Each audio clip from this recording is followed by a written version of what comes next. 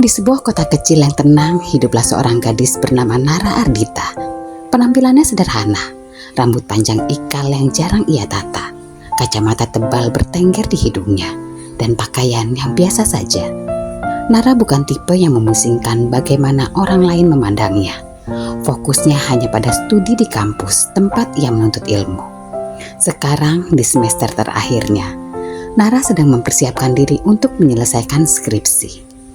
Sejak kecil Nara tinggal bersama Bi Lasmi, seorang wanita parubaya yang telah merawatnya dengan penuh kasih sayang sejak ibunya meninggal tak lama setelah melahirkannya.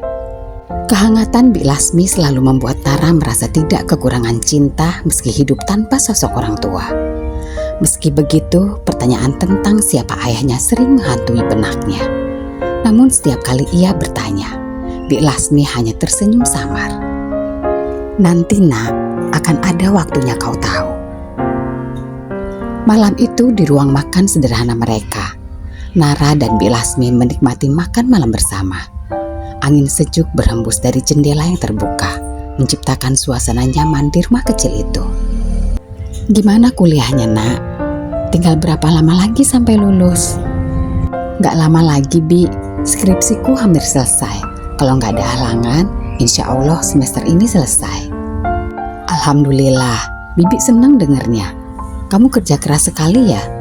Gimana Jovita sama Ranti? Mereka baik-baik saja?" "Iya Bi, Jovita sama Ranti juga lagi sibuk skripsi. Kami sering kerja bareng di kampus. Mereka banyak bantu aku, terutama Jovita. Dia jago banget ngedit, sering bantuin revisi." Bi Lasmi tersenyum kecil. "Bibi ingat Jovita, anak yang ceria dan rame.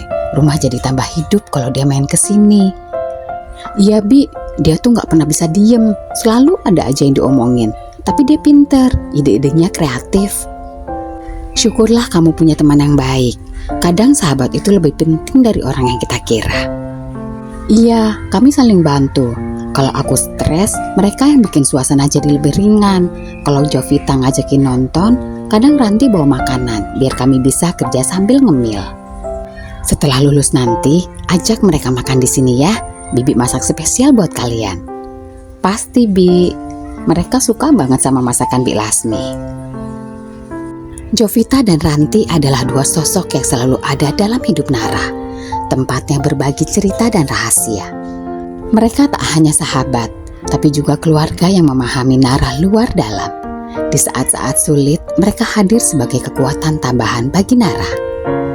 Jovita yang biasa dipanggil Jojo, sosok humoris yang selalu menghibur dan selalu mendapatkan ide agar Nara tetap tersenyum. Meskipun Jojo terbilang sangat cerewet dan bawel, namun ia penuh kasih. Sementara Ranti yang hangat tak pernah ragu menunjukkan dukungannya. Bersama Bi Lasmi, mereka adalah pilar yang menopang Nara, mengingatkannya bahwa ia tak pernah sendiri dalam menghadapi berbagai tantangan hidup. Setelah menghabiskan makan malamnya, Nara memeluk Bi Lasmi dari belakang.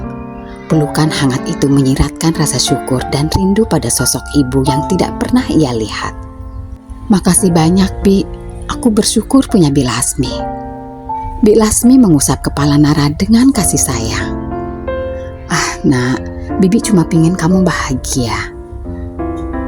Pukul 4.30 pagi, suara alarm membangunkan Nara dari tidurnya. Ia segera berwudu dan menunaikan sholat subuh.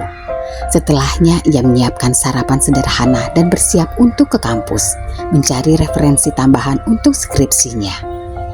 Di pagi yang sejuk, Nara memacu motor metik kesayangannya menuju kampus. Sesampainya di sana, ia menuju perpustakaan megah yang sudah menjadi tempat favoritnya. Ketika sedang asik mencari buku di rak, dua sahabatnya, Jovita dan Ranti muncul dengan senyum hangat dan membawa tumpukan buku. "Lama banget nyarinya Nar." "Iya, tenggelam di antara buku lagi ya." "Ya, kita harus serius biar cepat selesai. Gimana kalian? Referensinya sudah cukup?" "Kita juga masih nyari. Tapi lumayanlah bisa diskusi bareng kalian." Mereka memilih meja di sudut perpustakaan yang tenang dan mulai membaca buku-buku serta laptop masing-masing. Sesekali mereka bercanda di tengah keseriusan, membuat suasana tetap menyenangkan meski sibuk. Kalau kita udah selesai semester ini, kita harus ngerayain, makan bareng, terus jalan-jalan. Deal. Kemudian tawa mereka memenuhi sudut perpustakaan. Di tengah keseriusan mereka, ponsel Nara bergetar. Sebuah pesan dari Tirta muncul di layar. Tirta, pria yang diam-diam disukainya. Meski selama ini Nara enggan merespon perasaannya karena ingin fokus pada skripsi. Pesannya sederhana, tapi bermakna dalam. Hai Nara, apa kabar? Aku tahu kamu sibuk, tapi aku pengen ngobrol sama kamu kapan-kapan. Ada yang mau aku omongin, penting. Semoga gak ganggu. Nara terdiam menatap layar HP-nya. Jojo yang duduk di sebelahnya langsung menyadari perubahan di wajah Nara. Kenapa Nar? Siapa yang ngechat? Tirta. Dia nanya kapan aku punya waktu. Katanya mau ngomong sesuatu. Tirta lagi ya? Dia gak nyerah ya? Iya, aku tahu dia serius. Tapi aku masih pengen fokus dulu sama tugas akhir. Aku gak mau ini ganggu. Tapi kamu juga suka sama dia kan Nar? Mungkin iya. Tapi aku belum siap untuk mikirin itu sekarang. Jangan terlalu dipendam, Nar. Kamu bisa jujur sama dia. Tirta pasti ngerti. Nara terdiam merenung. Benar, mungkin yang terbaik adalah jujur tanpa memberi harapan berlebihan. Setelah menarik nafas panjang, ia mengunci ponselnya kembali. Nanti aja aku balas. Sekarang kita fokus dulu selesaikan ini. Jojo dan Ranti mengangguk setuju. Mereka kembali tenggelam dalam diskusi skripsi, meninggalkan sementara perasaan yang sempat menggantung di pikiran Nara. Meski begitu, di hatinya Nara tahu, mungkin suatu hari nanti setelah tugas akhirnya selesai, dia akan siap menjawab perasaan Tirta dengan lebih jelas.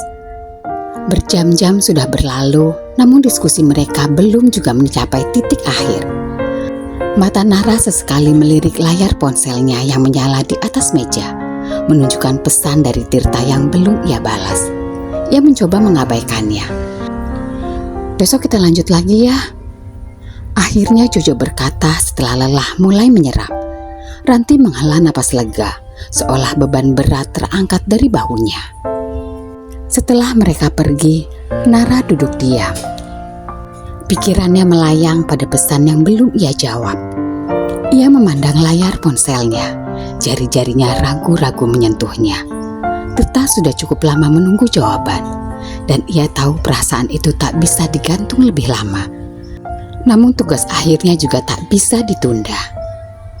Maaf Tirta, bukan waktunya sekarang. Di sudut hatinya, Nara berharap ada ruang dan waktu yang tepat untuk mereka berbicara, tanpa terganggu oleh beban akademik dan tugas-tugas yang menghimpit.